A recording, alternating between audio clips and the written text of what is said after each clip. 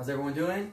All right, so today we're going to go with another non-weight, no equipment exercise. So we're going to start with 5 abdominal exercises, move on to 3 upper body ones, and then 3 lower body ones. And we'll try to finish with like a superset to really hit the legs since we don't have any additional weight. So we're going to start with a star crunch. Athlete next, Jeff Cavalier, check him out. It's old school, but it's a tough one. We're going to come up, trying to touch our toes, nice and wide.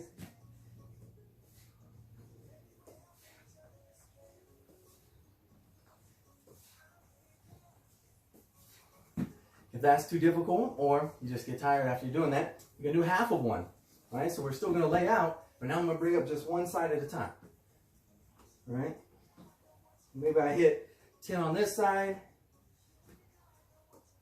or in this case 5, and then I'm going to switch.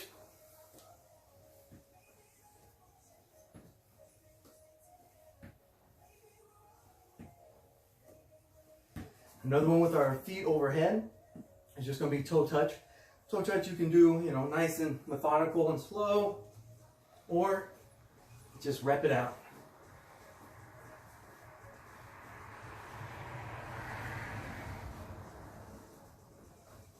From there, we're going to move into 2 different planks. So, first plank is just going to be a reach through, where I'm down on my elbows, right? Good plank position, not all arched up here, not super high there. I'm going to reach through, in this case my left hand, and then reach up and over.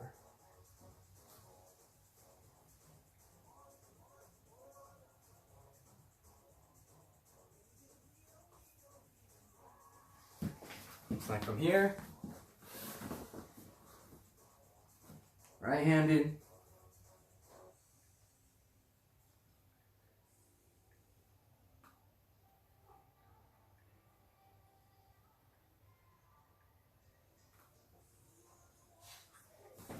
now we can go into a walking plank. Walking plank means, well, in this case, it's going to be going from elbows to hands. And I'm just going to come up with my hands, go back down to my elbows. All right? So like 1 hand, 2 hand, back down.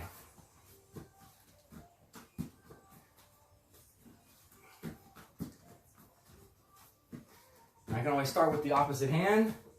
So with my left, then my right.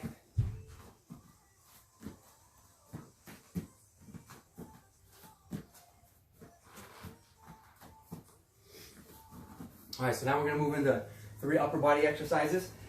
The first one is going to be half of a swimmer, or Superman, sorry, where opposite appendage once again. So I'm going to lift up my right hand and my left foot, and my left hand and my right foot are going to be pushed into the ground. Come up here, then I'm going to switch.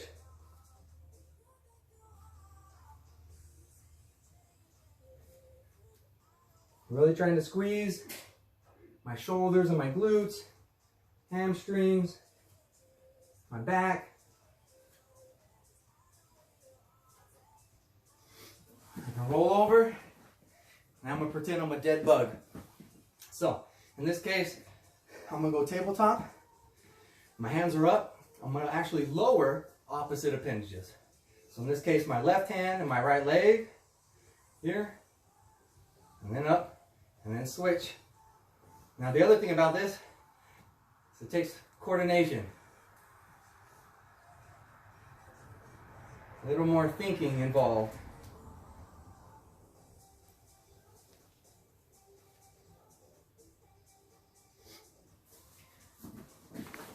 From there, we're going to flip over. We're going to move into a push-up. Now, in this case, I'm just using 2 textbooks on top of each other. You could just use 1 for each hand and get down in the middle, get your chest lower than ground level, right, where your hands are. Or you can try to emphasize one side over the other. So, if I was to put this on my right hand, I still get up in a somewhat normal push-up position here. But now when I come down, my right hand is going to be higher than my left. So I'm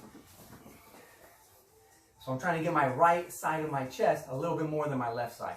Now, if you want to throw in a little trick, is as you come down, it's pretty normal, but as you come up, you actually lean towards that hand to try to come more to your midline of your body. You get a better contraction from your pectoralis major connected to your humerus, right? So I come down and I push up and over. Come down, up and over towards that side, right? Kind of like almost doing a one-handed push. You're putting a lot more weight on the one side rather than the other. And of course you would switch hands. And again, you can always do both of them. Just a normal depth push-up here. So we get our chest again lower than what ground level would give us, because we were obviously running to the ground. All right, moving on from there. As you can see, we got 3 different chairs, 3 different levels. First one just from the kitchen table. So, easiest one to do, of course, is just sit to stand, right? Just a squat. As I come up, I would actually come here. When I come down, I can counterbalance with my hands out and come up. Now, this could also be called a box squat, right? People might put weight on their back and squat down to a box and back up.